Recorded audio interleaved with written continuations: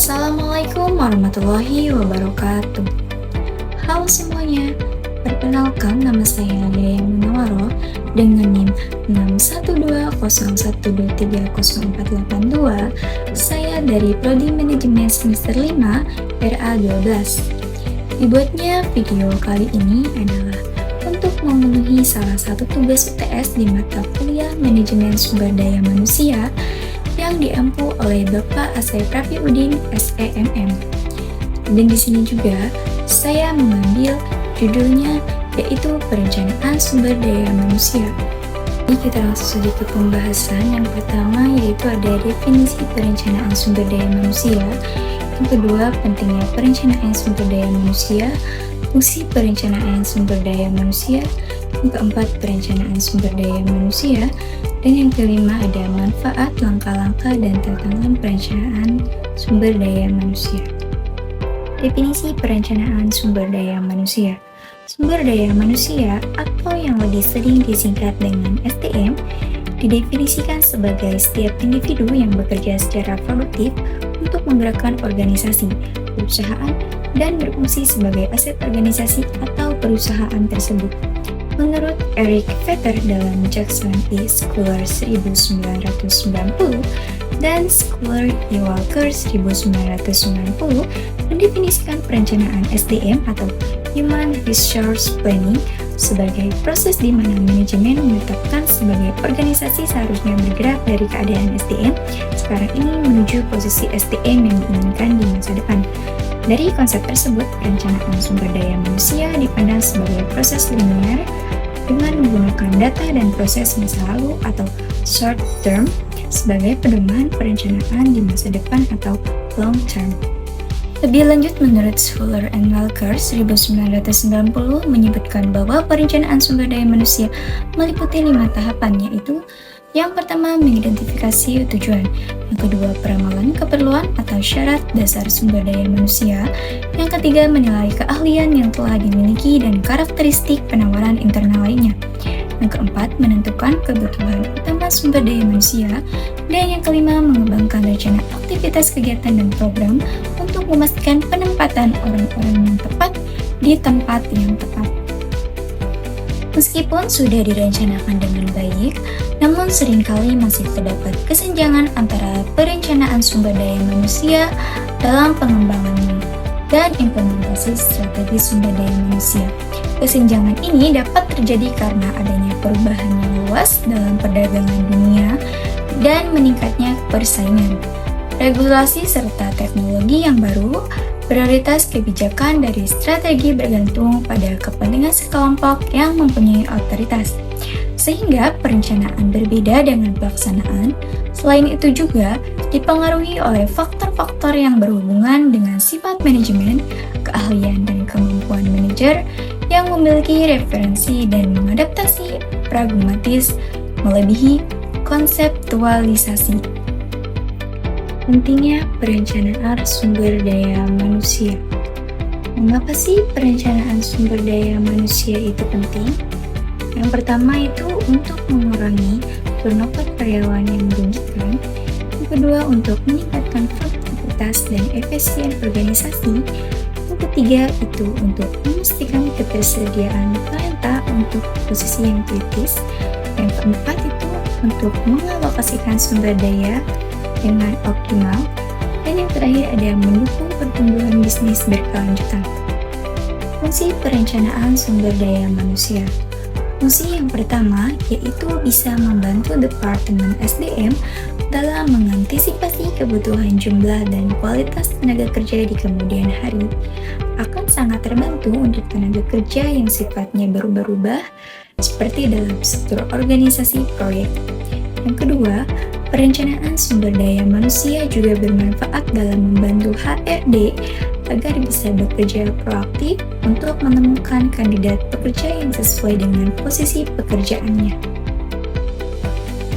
Tujuan utama perencanaan sumber daya manusia yaitu adalah yang pertama, untuk memenuhi kebutuhan tenaga kerja. Sebuah perusahaan tentunya membutuhkan tenaga kerja agar dapat berjalan secara operasional. Yang kedua, itu untuk menempatkan tenaga kerja secara tepat untuk tujuan perencanaan sumber daya manusia. Yang selanjutnya adalah untuk menempatkan tenaga kerja di posisi dan bagian yang tepat. Yang terakhir ataupun yang ketiga, mencapai tujuan perusahaan. Tujuan perencanaan SDM yang sangat penting juga adalah untuk mencapai tujuan perusahaan tersebut. Manfaat perencanaan sumber daya manusia. Yang pertama, yaitu mengurangi risiko kekurangan atau kelebihan tenaga kerja. Dengan perencanaan yang baik, perusahaan tahu dan berapa banyak tenaga kerja yang dibutuhkan. Yang kedua, meningkatkan adaptasi terhadap perubahan. Perencanaan sumber daya manusia membantu organisasi lebih siap menghadapi perubahan teknologi, ekonomi, atau pasar kerja. Yang ketiga, yaitu untuk mendukung keberlanjutan dan pertumbuhan organisasi sumber daya manusia yang terencana dengan baik menjadi fondasi utama pertumbuhan jangka. Langkah-langkah dalam perencanaan sumber daya manusia. Yang pertama, analisis kebutuhan sumber daya manusia. Yang kedua, evaluasi ketersediaan sumber daya manusia. Yang ketiga, peramalan kebutuhan sumber daya manusia. Yang keempat, pengembangan strategi pemenuhan. Yang kelima, implementasi rencana. Dan yang keenam, monitoring dan evaluasi. Adapun tantangan dalam perencanaan sumber daya manusia. Yang pertama, perubahan teknologi yang cepat. Yang kedua, persaingan global. Yang ketiga, kebutuhan karyawan yang dinamis. Yang keempat, ketidakpuasan ekonomi dan regulasi. Dan yang kelima, ada kesenjangan kompetensi. Adapun masalah dan solusinya. Yang pertama yaitu perubahan teknologi yang cepat.